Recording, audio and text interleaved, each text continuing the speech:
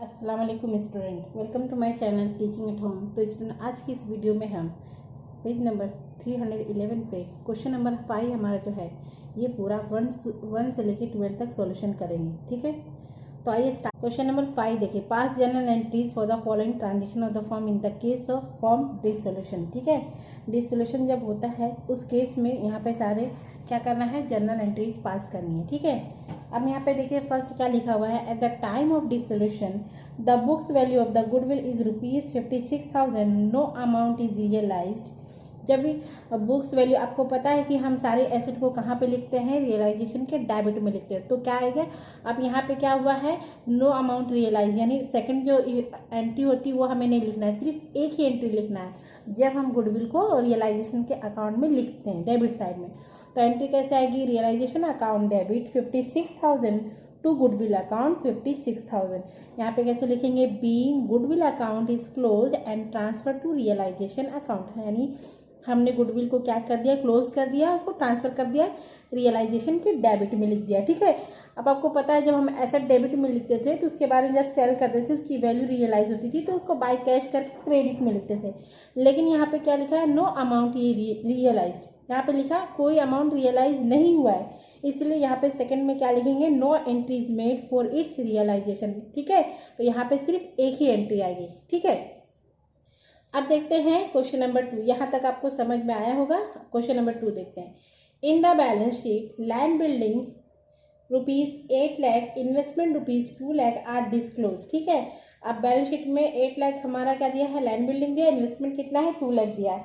Respectively 90,000 and 150 are realise from there. ठीक है, इसमें आप रियलाइज हो रहा है तो सबसे पहले हम इसको क्या करेंगे, इस वैल्यू को रियलाइजेशन के डेबिट में लिखेंगे। कैसे लिखेंगे, रियलाइजेशन अकाउंट डेबिट, ठीक है, to land and building account 8 lakh, to investment account 2 lakh, और इनका टोटल यहाँ पे 10 लाख, इस तरह से लिख देंगे। ठीक है, अब ये हमने रियलाइजेशन अकाउंट इस तरह से बनाते हैं ना, डेबिट क्रेडिट, तो पहले हमने डेबिट में ये सारी चीज़ें लिखी है, जब सेल करते हैं तो बाय कैश करके क्रेडिट में लिखते हैं। ठीक है, तो यहाँ पे कैसे, अब जब हम इसे क्या किया, रियलाइज वैल्यू कितनी दी गई है, 90,000 दी, 1,50,000 दी गई है। ठीक है, तो लिखेंगे कैश और bank account debit to realisation account. To realisation account कितना आएगा, देखिए इन दोनों को टोटल करेंगे तो कितना हो जाएगा, 10,50,000, 10,50,000, यहाँ पे कैश और बैंक। ठीक है, ये दोनों का वैल्यू टोटल करके यहाँ पे लिख दिए। ठीक है, इस तरह से ये रियलाइज हो गई। क्वेश्चन नंबर 3 देखिए, the total assets of the firm are 2 lakh, out of which 40% are current asset including 10,000 of cash book values is realise. ठीक है, अब देखिए, अब मैंने आपको इसके पहले वाले सब में भी बताया था कि जो 2 लाख है, ठीक है, इस 2 लाख में से 40% हमारी क्या है, करंट एसेट है। ठीक है, इसमें इंक्लूडिंग क्या है, 10,000 कैश भी है।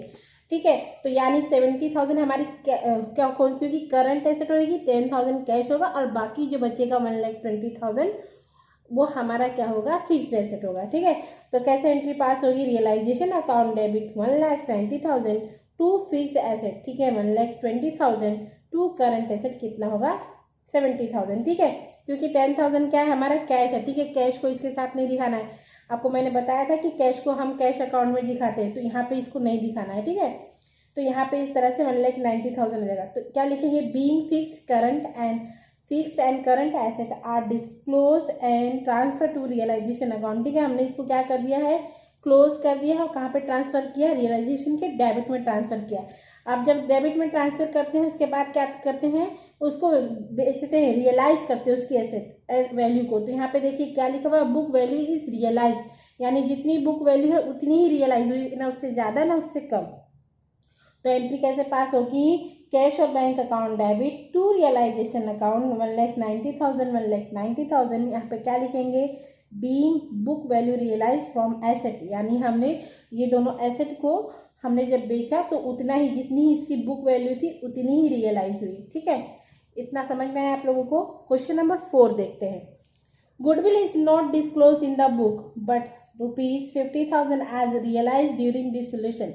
पहले बुक जो थी, बुक में गुडविल नहीं दिखाई गई थी। ठीक है, लेकिन जब हमने क्या किया, रियलाइज किया एसेट को, तो हमने देखा कि गुडविल कितनी हुई रियलाइज, 50,000 हुई। ठीक है, यानी हमें रियलाइजेशन के डेबिट में गुडविल को नहीं दिखाना है, डायरेक्टली क्रेडिट साइड में दिखाएंगे। जब क्रेडिट साइड में दिखाते हैं उसकी वैल्यू रियलाइज होती है यानी बेचने के बाद मिलती है, तो क्या एंट्री क्या आती है, कैश और bank account debit to realisation account 50,000 suppose देखिए इस तरह से ये रियलाइजेशन अकाउंट है, ये डेबिट साइड है और ये क्या है, क्रेडिट साइड है, ठीक है।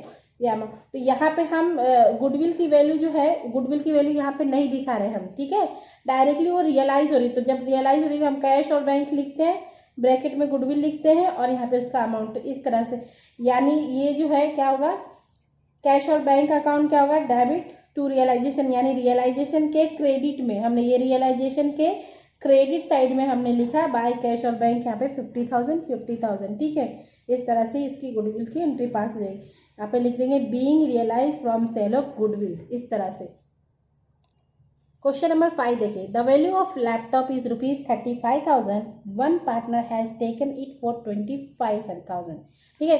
जो लैपटॉप की वैल्यू थी वो कितनी थी, 35,000 थी। तो ठीक है, सबसे पहले लैपटॉप की वैल्यू हम रियलाइजेशन में दिखाएंगे, तो रियलाइजेशन के डेबिट में हम लोग लिखते हैं ना, तो एंट्री कैसे पास होगी, realisation account debit to laptop account 35,000 और यहाँ पे लिखेंगे being laptop account is close and transfer to realisation account, ठीक है। फर्स्ट एंट्री ये हो गई। अब क्या हुआ, हमने उसकी वैल्यू जो है ना एक पार्टनर ने ले लिया, ठीक है, पार्टनर ने कितने में लिया, 25,000 में ले लिया। तो जो पार्टनर रहेगा उसका नाम लिखा जाएगा, ठीक है। Partners capital account debit 25,000 to realisation account 25,000, ठीक है। देखिए being at the time of dissolution partner has taken laptop for ₹25,000। तो इस तरह से यहाँ पे ये दो एंट्री आ जाएगी। इतना समझ में आया आप लोगों को। चलिए क्वेश्चन नंबर 6 करते हैं। क्वेश्चन नंबर 6 में देखिए क्या लिखा हुआ है, a partner has accepted to pay loan of his Shrimati ₹40,000 which was given to the firm, ठीक है। पार्टनर क्या हुआ, वो अपनी वाइफ का लोन पे कर रहा है, कितना, 40,000, ठीक है, फर्म को 40,000 देगा, ठीक है। तो यहाँ पे कैसे लिखेंगे, इसकी एंट्री कैसे होगी, loan of Shrimati account debit, ठीक है, कितना, 40,000 to partners capital account, partner pay कर रहा है 40,000। तो यहाँ पे क्या लिखेंगे, being partner has accepted to pay his wife's loan, तो पार्टनर ने एक्सेप्ट किया कि वो अपने वाइफ का लोन पे करेगा, तो इस केस में ऐसे एंट्री आएगी, ठीक है। यहाँ तक क्लियर हो गया बेटा। अब देखते हैं question number 7, income tax liability is now payable 30,000, it is not recorded in the book, ठीक है। जो इनकम टैक्स लाइबिलिटी है वो बुक में रिकॉर्डेड नहीं थी, लेकिन अभी उसको पे करना है, ठीक है, एक्सपेंस है। कैसे लिखेंगे, रियलाइजेशन के डेबिट में लिखा जाएगा, तो कैसे लिखेंगे, realisation account debit 30,000 to cash और bank account 30,000 being unrecorded income tax liability is paid, ठीक है। जब इनकम टैक्स लायबिलिटी पे कर दी तो यहाँ पे इस तरह से रियलाइजेशन के डेबिट में लिखा जाएगा, ठीक है।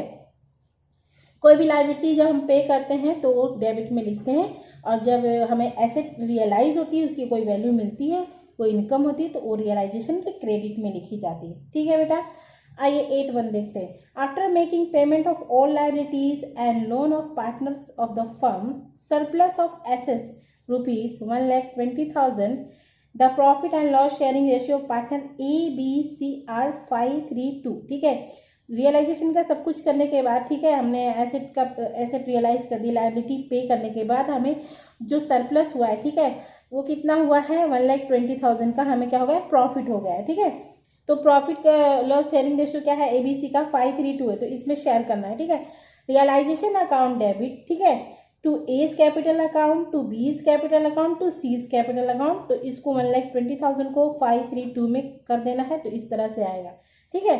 जैसे देखिए 1,20,000 है इंटू 5 डिवाइड बाई 10, तो आ गया 60,000, इसी तरह से 36,000 एंड 24,000 आ जाएगा। Being surplus of asset is distributed among the partners in the ratio of 532 in the capital current account, ठीक है। इस तरह से इसकी जनरल एंट्री पास हो जाएगी और नरेशन इस तरह से लिख देंगे। यहाँ तक समझ में आया आप लोगों को। अब क्वेश्चन नंबर 9 देखते हैं। Machine is disclose in the books at the time of dissolution of ₹2 lakh, book value is realise. Machine कितनी थी, 2 लाख थी, और इसकी बुक वैल्यू ही रियलाइज हुई, ठीक है। तो सबसे पहले क्या करते हैं, रियलाइजेशन के डेबिट में मशीनरी लिखते हैं, उसके बाद में क्रेडिट में लिखते हैं बाय कैश और बैंक करके। तो सबसे पहले यहाँ लिखेंगे realisation account debit 2 lakh to machines account 2 lakh being machine account is close and transfer to realisation account. इस तरह से ये हो जाएगा, ठीक है। उसके बाद देखिए अब इसको क्या लिखेंगे, सेकेंड एंट्री क्या होगी, जब हम इसके रियलाइज होती वैल्यू तो कहाँ पे लिखते हैं, रियलाइजेशन के क्रेडिट में लिखते हैं। तो लिखेंगे कैश और bank account debit to realisation account 2 lakh being machine realise at its books value. ठीक है, बुक वैल्यू पे मशीन क्या हो गई, रियलाइज हो गई। यहाँ तक 9 तक आप लोगों को समझ में आया। चलो आगे का करते हैं। क्वेश्चन नंबर 10 देखिए, one partner has accepted responsibility to undertake dissolution procedure in the return of it to decide to pay remuneration of 20,000 on account of expense firm has paid him rupees 12,000। ठीक है, अब जो एक partner है उसने क्या किया है, ठीक है, उसने क्या किया कि रिस्पॉन्सिबिलिटी ली किसकी, कि वो क्या करेगा, डिसोल्यूशन का काम करेगा, लेकिन उसको रेमुनरेशन कितना मिलना चाहिए, 20,000 मिलना चाहिए, यानी उसको सैलरी कितनी चाहिए, 20,000 चाहिए। और उसमें क्या हो गया, उसको फर्म ने कितना पे किया है, 12,000 पे किया है। ठीक है, तो आइए देखते हैं कैसे एंट्री पास होगी। रियलाइजेशन अकाउंट डेबिट 20,000, रियलाइजेशन के अकाउंट में 20,000 एक्सपेंस दिखाएंगे क्योंकि वो क्या है, रेमुनरेशन है, किसके लिए, पार्टनर के लिए। ठीक है, तो ये क्या हुआ, रेमुनरेशन है पार्टनर के लिए, लेकिन ये रियलाइजेशन के लिए क्या है, फर्म के लिए क्या है, एक्सपेंस है, इसीलिए रियलाइजेशन के अकाउंट के डेबिट में क्या लिखेंगे, to partners current account 8,000 to cash और बैंक अकाउंट 12,000, यानी 12,000 इमीडिएटली पे कर दिया है ना, 12,000 कैश में दिया है और बाकी उसके क्या हुआ कि क्रेडिट है तो करंट में लिखेंगे। तो कैसे लिखेंगे, being dissolution expense paid and remaining disclose expense becomes payable, payable हो गया है यानी बाद में पे किया जाएगा, तो यानी क्रेडिट है तो इसलिए उस पार्टनर का नाम लिख के उसके करंट अकाउंट में ट्रांसफर करेंगे इस तरह से। ठीक है, क्वेश्चन नंबर 11 देखिए, there are the debtors of rupees 1,20,000 and of rupees 60,000 at the time of dissolution of the firm. ठीक है, one partner has taken debtors at 20% less than the book value and accepted to pay the creditor। ठीक है, debtor कितना था, 1,20,000 था, creditor कितना था, 60,000 था। ठीक है, एक पार्टनर ने क्या किया है, डेटर्स को 20% लेस देन ले लिया है उसकी बुक वैल्यू से, यानी 1,20,000 का लेस 20%। ठीक है, 1,20,000 का लेस 20% यानी कितना, 96,000 यहाँ पे देखिए। और एंड उसके बाद में then the book value and accepted to pay creditor, तो उसने क्या किया, क्रेडिटर पे करेगा। ठीक है, क्रेडिटर में कुछ कम ज़्यादा नहीं किया, उतना ही पे करेगा। तो सबसे पहले हम इसको बुक में शो करते हैं रियलाइजेशन के डेबिट में। तो कैसे एंट्री पास होगी, realisation account debit 1,20,000 to debtors account 1,20,000। ठीक है, सबसे पहले रियलाइजेशन के डेबिट में लिख दिया। ठीक है, उसके बाद में क्या है, क्रेडिटर, ये भी लिख दिया जाए। क्रेडिटर कहाँ है, लायबिलिटी, तो किस तरफ लिखी जाती है, रियलाइजेशन के क्रेडिट में लिखी जाती है। तो लिखेंगे creditor account debit 60,000 to realisation account 60,000 being creditors account are transfer to realisation account. ठीक है, अभी हमने ये ट्रांसफर किया है। ठीक है, अभी रियलाइज नहीं हुआ है। अब देखते हैं रियलाइज जब होगा तो ऑपोजिट एंट्री आती है। ठीक है, यहाँ पे इसके क्रेडिट में कैसे लिखेंगे, पार्टनर्स कैपिटल और करंट अकाउंट डेबिट, क्योंकि 1,20,000 को पार्टनर ने ले लिया। ठीक है, हम रियलाइज नहीं कर रहे हैं कैश और बैंक में, पार्टनर ने लिया, तो यहाँ पे पार्टनर्स का नाम आएगा। तो पार्टनर्स कैपिटल और करंट अकाउंट डेबिट कितने में किया है, 20% लेस, 1,20,000 का 20% लेस यानी 96,000 to realisation account 96,000 being partner has taken debtors at 20% less than the book value. ठीक है, अब क्या हो रहा है कि ये जो लायबिलिटी है क्रेडिटर, वो कौन पे कर रहा है, पार्टनर पे कर रहा है। तो जब लायबिलिटी पे होती है तो उसको डेबिट में लिखते हैं। ठीक है, तो कैसे लिखेंगे, realisation account debit 60,000 to partners capital और current account 60,000 being partner has paid to the creditors. ठीक है, जब लायबिलिटी पे की जाती है तो रियलाइजेशन के डेबिट में आती है। ठीक है, तो जिस पार्टनर ने पे किया उसका नाम लिख के इस तरह से लिख देते हैं। ठीक है, अब देखते हैं यहाँ तक आपको समझ में आया। अब देखते हैं 12th one, the profit loss sharing ratio between RB and I is कितना है, 3:1। Undertake the disposal of the following balances. General reserve कितना है, 18,000 है। Debit balance of profit and loss account कितना है, 12,000। देखिए डेबिट बैलेंस है मतलब क्या है, लॉस है। ठीक है बेटा, क्रेडिट बैलेंस होता है तो मीन्स प्रॉफिट होता है। वर्कमैन एक्सीडेंट कंपनसेशन फंड कितना दिया है, 18,000 दिया गया है। ठीक है, तो एंट्री कैसे पास होगी, देखिए अब यहाँ पे देखिए जो ये सब क्या होता है, देखिए जनरल रिजर्व जो होता है और वर्कमैन एक्सीडेंट फंड जो होता है, ये दोनों को हम कंबाइन एंट्री पास कर सकते हैं क्योंकि ये दोनों क्या है, दोनों रिजर्व्स हैं और किसके बीच में डिस्ट्रीब्यूट होंगे, पार्टनर्स के बीच में डिस्ट्रीब्यूट होंगे और दोनों ही क्रेडिट बैलेंस है। ठीक है, ठीक है, डेबिट बैलेंस नहीं है। ठीक है, दोनों लायबिलिटी साइड में लिखा जाता है। तो कैसे लिखेंगे, general reserve account debit 18,000, workman accident compensation fund account debit 18,000। आपको इतने पार्टनर्स हैं, to R's capital account, to B's capital account, to C's capital account. ठीक है, अब देखिए दोनों के बीच में रेशियो कितना है, 3:1। तो 18 कितना होता है, 36,000। ठीक है, इनटू कितना, 3/6। तो इसको कितना मिला है, 18,000। उसी तरह 36,000 इंटू 2/6, इसको कितना मिला, 12,000। और उसको कितना मिलेगा, 6,000। तो इस तरह से इसको इस तरह से डिस्ट्रीब्यूट कर दिया जाएगा। ठीक है, इन दोनों का कंबाइन एंट्री हमने पास कर दिया। अब यहाँ पे देखिए क्या दिया हुआ है, डेबिट बैलेंस किसका दिया है, प्रॉफिट एंड लॉस अकाउंट का। मतलब क्या है, ये लॉस है कितना, 12,000 का। तो तीनों पार्टनर्स को बेयर करना पड़ेगा। ठीक है, तो कैसे लिखेंगे, hours capital account debit 6,000, B's capital account debit 4,000, I's capital account debit 2,000, to profit and loss account कितना आएगा, 12,000। ठीक है, being debit balance of profit and loss account transfer to partners capital account in their profit loss sharing ratio। ठीक है, debit balance है तो इनके partner के डेबिट साइड में, ठीक है, ट्रांसफर किया जाएगा। ठीक है, इस तरह से ये हो गए। तो इस वीडियो में मैंने आपको 1 से लेके 12 क्वेश्चन जो है वो सॉल्यूशन बता दिए हैं। नेक्स्ट वीडियो में हम ये चैप्टर खत्म कर देंगे। आई होप कि ये वीडियो आपको पसंद आया। अगर पसंद आया तो इसे लाइक करें, शेयर करें, चैनल को सब्सक्राइब करें, ज़्यादा से ज़्यादा स्टूडेंट में शेयर करें ताकि और भी बच्चों की हेल्प हो सके।